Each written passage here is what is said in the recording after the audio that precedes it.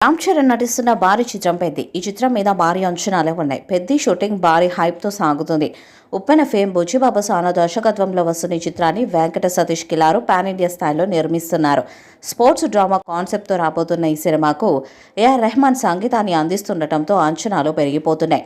జాన్వీ కపూర్ హీరోయిన్గా, శివరాజ్ కుమార్, జగపతి బాబు కీలక పాత్రల్లో నటిస్తున్నారు. ఇప్పటి ఫస్ట్ షార్ట్ టీజర్తో అంచనాలు పెంచారు. త్వరలోనే మొదటి పాటను విడుదల చేసేందుకు సన్నాహాలు చేస్తున్నారు. ఏఆర్ రెహమాన్ సంగీతాన్ని అందిస్తున్నారు. ఇప్పటికే కొన్ని పాటలు పూర్తయినట్టు తెలుస్తుంది. అందులో ఒక పాటను విడుదల చేసేందుకు సన్నాహాలు చేస్తున్నారు. ఈ పాట మాస్ ఆడియన్స్కి సూపర్గా నచ్చేలా ఉంటుందంట. దాంతో అంచనాలు భారీగా ఉన్నాయి.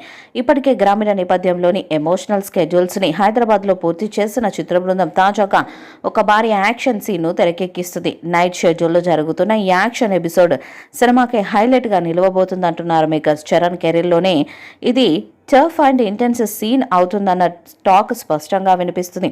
ఈ హై ఆక్టేన్ యాక్షన్ ఎపిసోడ్ను ప్రముఖ స్టంట్ డైరెక్టర్ నభాకాంత్ డిజైన్ చేస్తున్నారు. ఈ సీన్కు సంబంధించిన షూట్ గురించి సినిమాటోగ్రఫర్ రత్నవేలు సోషల్ మీడియా వేదికగా స్పందించారు.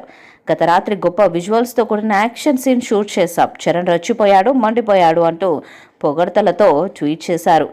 రత్నవేలు కామెంట్స్తో సినిమాపై కొత్తగా బజ్ క్రియేట్ అయింది. ఇతర సమాచారం ప్రకారం ఈ యాక్షన్ సీన్ కోసం భారీ బడ్జెట్తో గ్రాండ్ సెట్ వేసి నైట్ టైంలో స్పెషల్ లైటింగ్తో సినిమా స్టైల్కి తగ్గ అద్భుత విజువల్స్ని ప్లాన్ చేశారు. ఈ ఎపిసోడ్ కథకు కీలక మలుపు కావడంతో టెక్నికల్ టీం పూర్తిగా దీంట్లో ఇన్వాల్వ్ అయిందంట.